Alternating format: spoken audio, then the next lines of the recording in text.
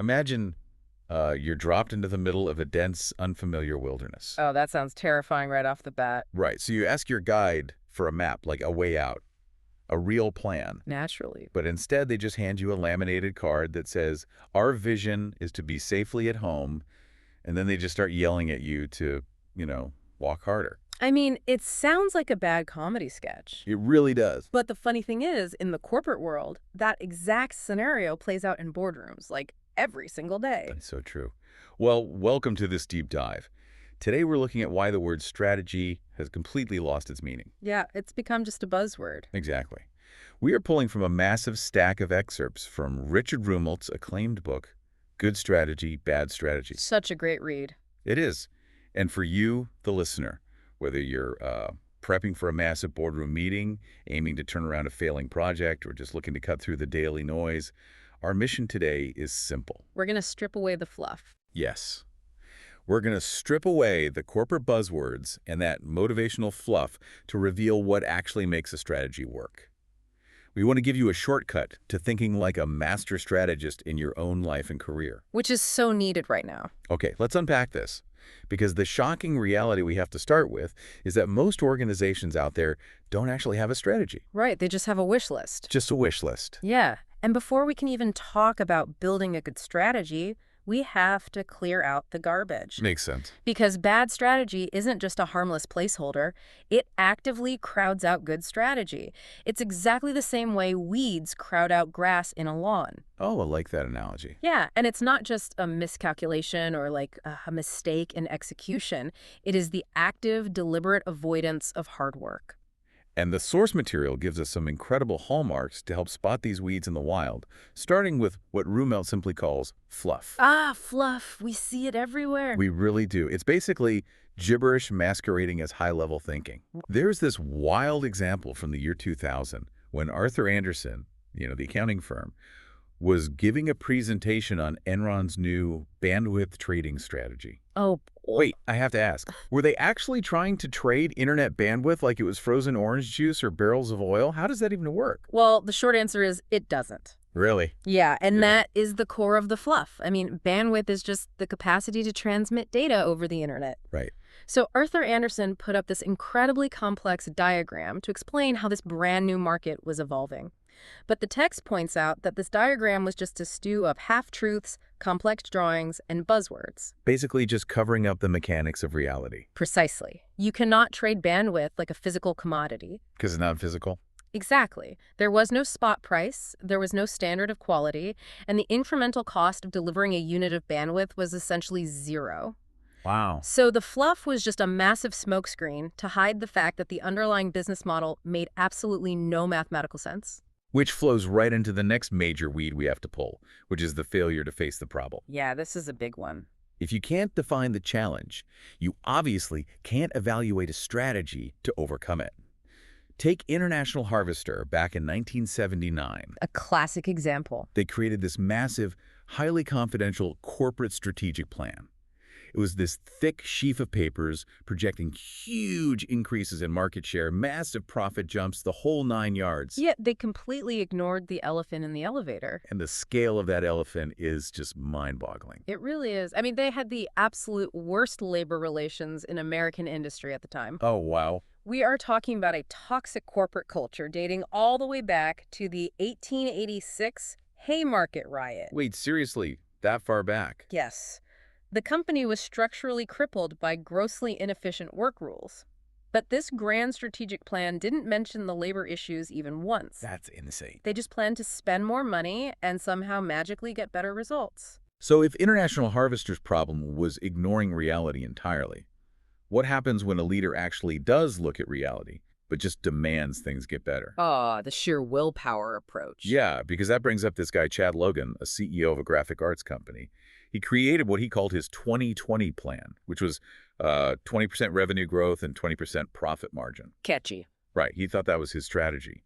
But looking closely, it was really just a stretch goal fueled by his desire to emulate Jack Welch's famous will to win. What's fascinating here is how historically dangerous that will-to-win mindset can be when it replaces actual strategy. Oh, definitely. Rumelt points to World War I, specifically the Battle of Passchendaele, to show the lethal limits of pure willpower. British General Douglas Haig believed the key to success was simply morale and, quote, one last push. He threw hundreds of thousands of highly motivated troops into a literal quagmire of muddy clay. It was an absolute slaughter. The mud was so deep that men and horses were just drowning in it. That's horrifying. It is. The motivation of the troops was unquestionable. But motivation without a competent strategy is, well, as Winston Churchill described it, a forlorn expenditure of valor. Okay, hold on. I have to stop you right there. Sure. We've all been taught that having a massive, audacious goal is the fundamental first step to business. Right, that's the conventional wisdom, yeah. So if Chad Logan wants 20% growth, doesn't he have to set that target? How else do you motivate a team? I mean, it feels like trying to win a football game just by staring intensely at the scoreboard and yelling at your team to score without actually giving them a playbook. That's exactly the right analogy. The goal is the scoreboard, but the strategy is the playbook. Okay, I see. Staring intensely at the scoreboard and screaming at your team to score more points doesn't actually tell them how to advance the ball down the field. Right. It doesn't give them the how. Exactly. When your playbook is a mess or when the plays you call are impossible to execute, you fall into the trap of bad strategic objectives. Rumelt calls these dog's dinner objectives and blue sky objectives. Oh, that perfectly frames the Los Angeles Unified School District example from 2006. Yes, the LAUSD. Right. So Superintendent David Brewer actually made a logical start. He targeted 34 failing schools. Which is a good starting point. It is. But his plan immediately devolved into a dog's dinner of 234 separate action steps. That's just overwhelming. And the objectives were totally blue sky. He literally demanded transformational leadership from his principals. Which is blue sky because nobody actually knows how to just organically create transformational leaders on demand. Like, you can't just order a side of transformational leadership. Exactly. It is an unexecutable command. More importantly, demanding transformational leadership completely ignored the root causes of the school's underperformance. Which were poverty, chaotic communities, and a massively top-heavy bureaucracy. Right. A functional strategy has to address the actual obstacle, not just demand that the obstacle disappear. So if bad strategy is this glaringly obvious and we lay it out, like if it's just fluff, ignored problems, and blue sky wish lists, why is it literally everywhere? Honestly, it comes down to psychology and culture. The root cause of bad strategy is the sheer human inability to choose. The inability to choose. Yeah. Strategy equals scarcity and choice. If you choose one path, you have to painfully set another aside. And the text gives an incredible example of this pain with Digital Equipment Corporation, or DEC, back in 1992. Oh, this is a tragic one. They were rapidly losing ground to personal computers, and their senior executives were split into 3 warring camps. Right. Alec wanted to focus on being a computer hardware company. He called it boxes. Beverly wanted to focus on customer relationships and software, solutions. And Craig wanted to focus on semiconductor technology chips. And the CEO, Ken Olsen, desperately wanted consensus. He refused to dictate a path, which caused the executive team to fall victim to what economists call Condorcet's paradox. Wait, what do you mean? What exactly is Condorcet's paradox? Okay, imagine 3 friends voting on dinner. Option A beats option B. Option B beats option C, but option C beats option A. Oh, I see. It's a never-ending loop. Exactly. There is no stable majority. DEC's executives were trapped in that exact loop with hardware, software, and chips. Because they couldn't agree. Right. And because the CEO refused to step in and play tiebreaker, because he wouldn't make the hard, painful choice to alienate one group to save the company, they basically starved to death while debating. They just released a fluffy compromise statement about being a leader in data processing. Yep, a total non-choice. They refused to choose, and it doomed the company. They were eventually bought out. But here's where it gets really interesting. Another massive root of bad strategy is how we've somehow mutated 19th century mystical religious beliefs into modern corporate planning templates. Yes. Yeah. This is a profound and honestly unsettling connection. Very. Today, the business world is obsessed with template-style strategy. Vision, mission, values, strategies, fill in the blanks. Every startup has one. Right. But this whole template actually traces back to the historical study of charismatic leadership. And charisma without a grounding in reality is incredibly dangerous. Like the tragic children's crusade in 1212. Exactly. Young, highly charismatic leaders had a vision of marching peacefully to Jerusalem. They gathered thousands of followers with pure, undeniable motivation. And led them straight into starvation, shipwreck, and slavery. It's horrific. And the text traces how this blind faith and vision evolved into the new thought movement of the late 1800s. People like Prentice Mulford preaching that positive thinking alone literally manifests success. Which sounds very familiar today. It is the exact same philosophy in modern books, like The Secret. If you just banish negative thoughts, the universe will give you what you want. And we see this mystical belief system heavily embedded in modern business theory, too. Peter Senge's famous shared vision theory claims that companies like Ford and Apple succeeded because of a magical shared positive vision. Which is crazy.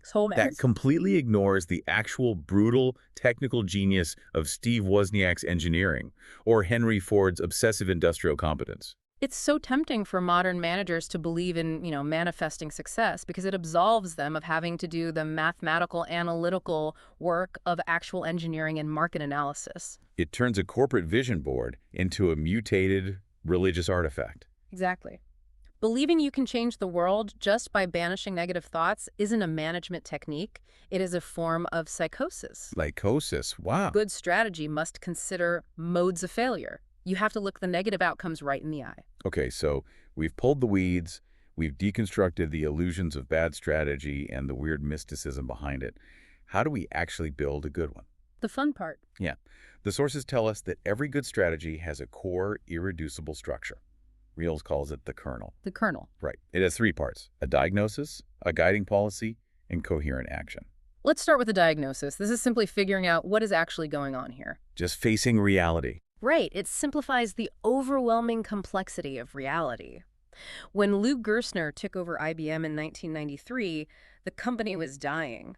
Wall Street's diagnosis was that IBM was too integrated for a fragmenting computer industry. They wanted to carve it up. Yeah, Wall Street wanted IBM broken up into separate pieces. But Gerstner looked at the exact same data and diagnosed the problem completely differently. He did. He said IBM's problem wasn't being integrated. It was that they were failing to actually use their integration to solve complex customer problems. And that diagnosis changes everything. It leads directly to the second part of the kernel, the guiding policy. Which is like what? It's your highway guardrail. It rules out a vast array of actions and focuses your energy on a specific approach. The sources share this incredibly relatable example of a guiding policy with Stephanie's corner grocery store. Oh, that's a great example. She was overwhelmed with choices. Should she lower her prices to fight the big chains? Should she stay open 24/7 for the local university students? Should she pivot to selling expensive organic produce? So many options. But she diagnosed her main competition, not as other grocers, but as the 247 supermarket down the street. So her guiding policy became, serve the busy professional with little time to cook. Notice how that guardrail instantly clarifies her entire business model. It really does. It leads directly to the third and most crucial part of the kernel, coherent action. Because she chose that specific policy, her actions suddenly aligned. She added a second checkout stand just for the 5 p.m. rush. She secured parking in the alley for quick in-and-out access. So smart. She stocked high-quality prepared foods. And she didn't bother staying open until midnight because busy professionals aren't grocery shopping at 2 a.m. Her actions compounded. They didn't cancel each other out. It's exactly like going to the doctor. So. Well, you wouldn't want a doctor who just looks at you and says, my vision is for you to be healthy. No, that's just a bad goal. Exactly. You want them to say, you have a bacterial infection. That's the diagnosis. Right. We are going to attack it with antibiotics. That's the guiding policy. Take these 2 pills daily with food. That is coherent action. If we connect this to the bigger picture, look at how Steve Jobs applied this exact kernel to save Apple in 1997. Oh, the ultimate turnaround. Yeah. He didn't stand on stage and set a fluffy growth goal. His diagnosis was that Apple had a hopelessly fragmented product line and was bleeding cash at an unsustainable rate. So what was his guiding policy? Survival through extreme simplification. And his coherent action was absolutely brutal. He cut 15 desktop models down to just one. 15-to-1, just incredible. He moved all manufacturing offshore to Taiwan to cut costs. Yeah. He cut out 5 of their 6 national retailers. He was ruthless. He didn't promise to conquer the world. He just told his team he was going to wait for the next big thing while ensuring the company survived long enough to actually see it. That is the kernel in action. Yeah. But once you have that basic structure, how do you make your actions hit harder than your weight class? That brings us to the concept of leverage. Leverage is about shifting your perspective to discover hidden power. Think about the classic story of David and Goliath. Everyone focuses on Goliath's apparent strengths. Right, he's a giant, he is heavily armored, he's a veteran of hand-to-hand combat, and David is just a small shepherd boy with a sling. But if you shift the perspective, David's sling is a weapon that delivers lethal, blunt force trauma over a long distance. Right. Suddenly, Goliath's massive size and heavy armor make him a slow, highly exposed target. David neutered Goliath's advantages by changing the nature of the contest from close combat to projectile artillery. You can also find leverage through anticipation, right? Like Pure Whack at Shell Oil, literally predicting the 1970s OPEC energy crisis. Yes, and he didn't have a crystal ball. He just looked at the predetermined downstream results of what was already happening. Exactly. He saw that oil-producing nations like Iran, Iraq, and Venezuela had rapidly growing populations and massive, ambitious development goals, They were going to need drastically more money. which meant they would inevitably push for higher oil prices regardless of what the West wanted. Leverage also comes from finding pivot points and maintaining coherence. This is the exact mechanism of how Walmart destroyed Kmart. This part completely changed how I view retail. Oh, yeah. Yeah, because the conventional wisdom for decades was that a discount store needed a population base of at least 100,000 people to survive. But Sam Walton shifted the perspective. He didn't break that demographic rule. He redefined what a store actually was. Okay, how so? For Walmart, the unit of management wasn't a single brick-and-mortar location. It was a network of 150 stores, all linked to a centralized distribution hub via satellite data systems. By linking those 150 stores to one hub, Walmart could track inventory in real time and restock shelves overnight, which slashed their overhead costs and kept them fully supplied. And Kmart couldn't compete because they were decentralized. Store managers at Kmart were negotiating with vendors individually. They lost out on bulk pricing power and speed. Imagine Kmart managers as a bunch of independent militias trying to fight a highly coordinated, modernized army. That's exactly what it was like. To copy Walmart, Kmart would have had to completely abandon their core corporate doctrine of decentralization, which they just couldn't bring themselves to do. Which raises an important question. How do competitors miss these massive shifts? Why was the whole world so incredibly surprised by General Norman Schwarzkopf's strategy during Desert Storm in 1991? Oh, this is the ultimate example of focus and concentration. It really is. Iraq invaded Kuwait, and every military pundit on television was predicting a horrific World War I-style trench warfare bloodbath in the desert. Instead, Schwarzkopf executed a massive left hook. He secretly shifted 250,000 Allied troops far to the west in the featureless desert, feinted a frontal assault, and slammed into the exposed flank of the Iraqi Republican Guard. The ground war was over in just 100 hours. And here is the crazy part. The surprise wasn't that it was some highly classified secret maneuver. This exact tactic, a classic in development, was literally Plan A in the U.S. Army's $25 field manual. Right. Anyone could have walked into a bookstore and read it. The real surprise was that a massive, wildly complex organization actually had the discipline to focus its resources. Yeah. Schwarzkopf had to say a hard no to intense, competing internal interests. The Air Force wanted to win the war purely by bombing. The Marines wanted to execute a dramatic, standalone amphibious landing. Well, you didn't let them. Good strategy requires a leader willing to say no to very powerful people in order to concentrate force where it matters most. So we have the kernel. We understand leverage. But the final hurdle is the friction of daily reality. How do you get a massive, complex system, or even just yourself, to actually get to work? That's where people usually get stuck. Right. This requires the ultimate strategic tool, the proximate objective. A proximate objective is a target that is close enough at hand to be feasible. It absorbs the paralyzing, overwhelming ambiguity of a situation, so the organization can actually start solving real problems. President John F. Kennedy's 1961 moonshot is the perfect example here. Oh, definitely. People treat it today like it was just a blind, charismatic dream. But looking at the sources, it was a highly calculated, intensely proximate objective. Right. Rocket scientist Wernher von Braun wrote a memo to JFK and explained the brutal reality of physics. The Soviets were winning. Yes, they had a massive, insurmountable lid in heavy-lift rockets. The United States couldn't beat them in near-term space races, like orbiting a multi-person laboratory, because the Soviets simply had more horsepower. But a manned moon landing required a rocket 10 times more powerful than anything either nation currently had. It leveled the playing field. It created a sporting chance that heavily favored the United States' richer resource base and deeper manufacturing capacity. It wasn't a blind leap of faith. It was a strategic choice to change the game. Ex- And even once that grand goal was set, the engineers on the ground still had to deal with paralyzing ambiguity. This is where the story of Phyllis Buwalda at NASA's Jet Propulsion Lab comes in. The engineers were trying to design the Surveyor, an unmanned machine, to soft land on the moon to test the surface. To see if it was safe. Right. But they were completely paralyzed because the scientific community couldn't agree on what the moon's surface was actually made of. Which is a problem if you're building a landing gear. A huge problem. Was it deep, soft powder that would swallow the lander whole? Was it a bed of jagged crystals that would impale the instruments? The engineers couldn't design landing gear without a specification. So Phyllis Buwalda, who directed future mission studies, simply created a definitive spec. She just made one up. She drew a box around the problem. She described a surface that was hard and grainy, with gentle slopes and scattered rocks. And when a colleague pointed out that she'd basically just described the local southwestern U.S. desert, she didn't deny it. No, she just said, the engineers can't work without a specification. If it turns out to be a lot more difficult than this, we aren't going to be spending much time on the moon anyway. She absorbed the overwhelming ambiguity. She didn't know the ultimate truth of the cosmos, but she handed the engineers a solvable problem so they could get to work. And the craziest part is, she was right enough. Yeah. Surveyor 3 landed successfully on that exact specification, and Apollo 12 visited it 2 years later.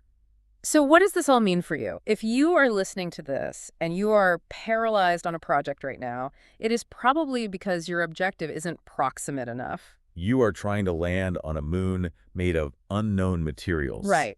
Do what Phyllis Buwalda did. Make an educated assumption, draw a box around the problem, and give yourself a specification you can actually start working on today. If you're a leader, your fundamental job is to absorb the complexity.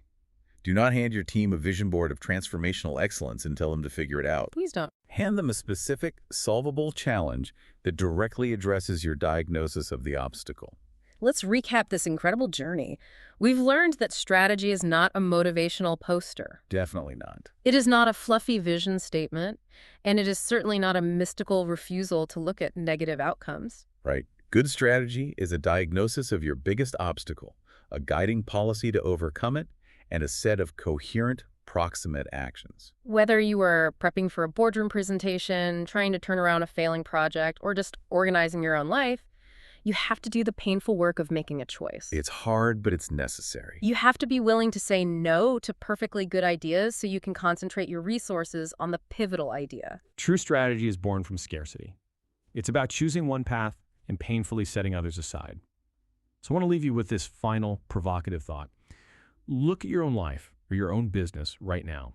If your current strategy doesn't actively upset anyone, or if it doesn't force you to give up a project you really like, do you actually have a strategy at all? Or are you just making a list of things you hope will happen?